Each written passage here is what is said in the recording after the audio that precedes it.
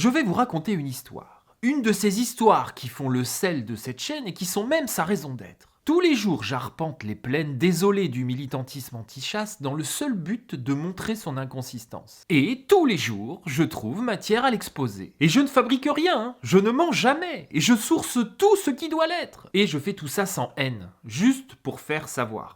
Bon, évidemment, je mets une petite pointe de sarcasme là-dedans, faut pas déconner quand même. Parce que nous sommes harcelés à chaque instant par une bande de branquignols sans cervelle persuadés de détenir la vérité, j'ai simplement décidé de vous montrer chaque semaine leur conception de la vérité. Alors mes amis, puisqu'on est là pour ça, ne boudons pas notre plaisir et goûtons cet épisode épique qui nous est offert cette semaine par One Voice.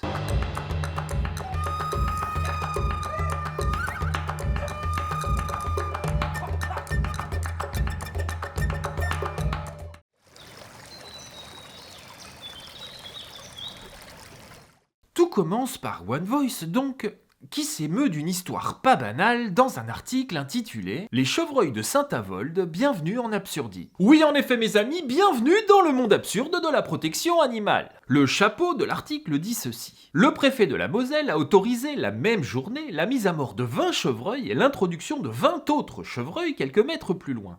Bien loin de la prétendue régulation, l'État perd la tête, les chasseurs se réjouissent et les animaux paient, comme toujours, le prix fort. Alors pour que tout le monde comprenne bien, il y a 20 chevreuils dans le cimetière. La préfecture demande à ce qu'on les tue. Allez hop, butez-moi tout ça. Au milieu des tombes des soldats américains morts pour la France, imaginez la scène. Et ensuite, histoire de compenser, comme ils disent, on relâcherait 20 autres chevreuils, issus d'élevage, subodore One Voice, dans une forêt juste à côté. Effectivement, c'est absurde. D'autant que One Voice nous rappelle, scandalisé, qu'on en avait déjà tué 30 au mois de mars, et qu'on s'apprête à en retuer 20. Un pur scandale, donc. Mais ces chevreuils d'élevage relâchés, qu'ils soient prévenus, s'insurge One Voice. S'ils reviennent, le préfet sautera sur l'occasion pour autoriser une poignée d'heureux élus à venir les abattre entre les pierres tombales. Mais oui, évidemment, quel chasseur ne rêve pas de défourailler du chevreuil au milieu des tombes de soldats? Heureux élus, va! Se plaindre des dégâts causés par les chevreuils, les faire tuer, puis réintroduire les chevreuils au même endroit? Jusqu'où seront-ils prêts à aller dans l'absurde pour satisfaire l'instinct de mort de quelques-uns? Semblait-il demander, tout occupés qu'ils étaient à raconter de la merde? Par ailleurs, faut-il rappeler au préfet de la Moselle que des alternatives à la mise à mort existent? Je crois que c'est pas la peine. Ces animaux pourraient tout simplement être capturés puis relâchés dans la forêt, comme cela se fait ailleurs en France. Quelle bonne idée, One Voice!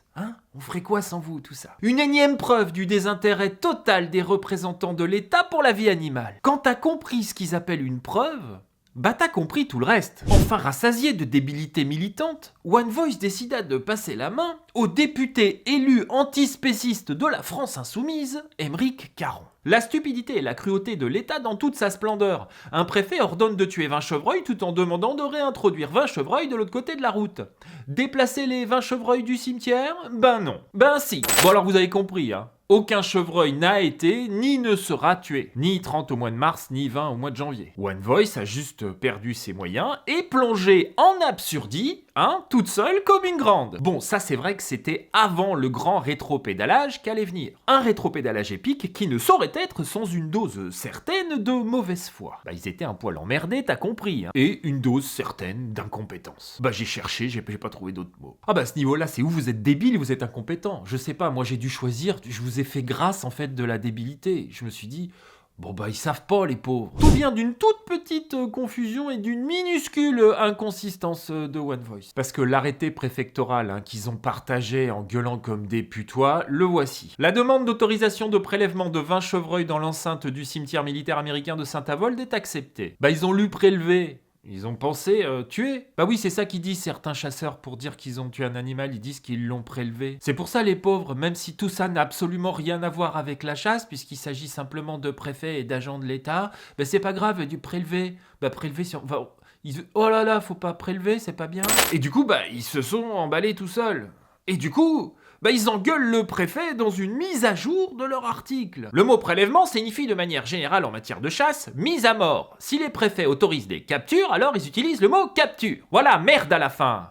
Après, on passe pour des cons. Croyez que c'est facile? On fait comment, nous, pour être des experts après un merdier pareil? Pourquoi avoir choisi le mot prélèvement et non capture? Enfin, c'est un monde! Je vais répondre à ça, les génies, que ça demande de l'argent pour les soutenir. Le mot prélèvement est un terme employé par les préfectures parce que les demandes qu'ils reçoivent, tout comme les réponses qu'ils apportent, doivent entrer dans le cadre de la loi. Cette loi prend la forme d'un arrêté du ministère de l'Agriculture datant du 7 juillet 2006 portant sur l'introduction dans le milieu naturel de grands gibiers ou de lapins et sur le prélèvement dans le milieu naturel d'animaux vivants d'espèces dont la chasse est autorisée. C'est long et c'est précis. Les administrations ne sortent pas ce terme de leur slip, voyez? Et elles sont pas non plus responsables de votre inconsistance. Le terme est employé plusieurs fois et notamment dans cette directive. Tout prélèvement dans le milieu naturel d'animaux vivants d'espèces dont la chasse est autorisée doit faire l'objet d'une demande d'autorisation adressée au préfet du département du lieu de capture. C'est à cause que la loi, elle dit prélèvement. Du coup, les gens, ils utilisent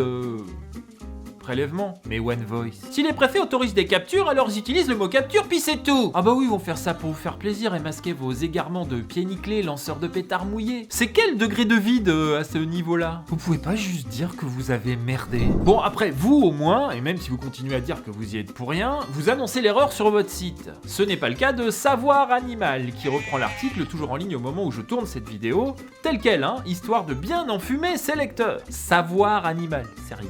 Sur leur page Facebook, ils se présentent comme ça. Accessibilité, simplification et vulgarisation sont les maîtres mots de Savoir Animal. C'est un conte parodique, les mecs, c'est pas possible. Ils sachent, ils détiennent le savoir. Et ils mentent, pervertissent toute information qu'ils croisent. Vulgarisation, qu'ils appellent ça.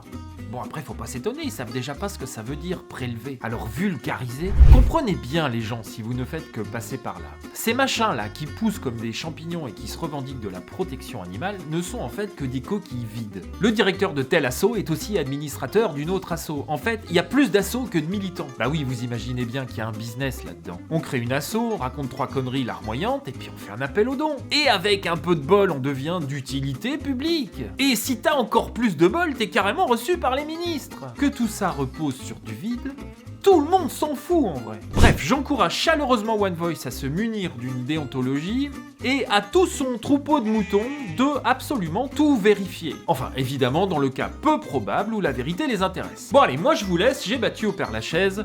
Je vous dis à bientôt sur Terre ou ailleurs.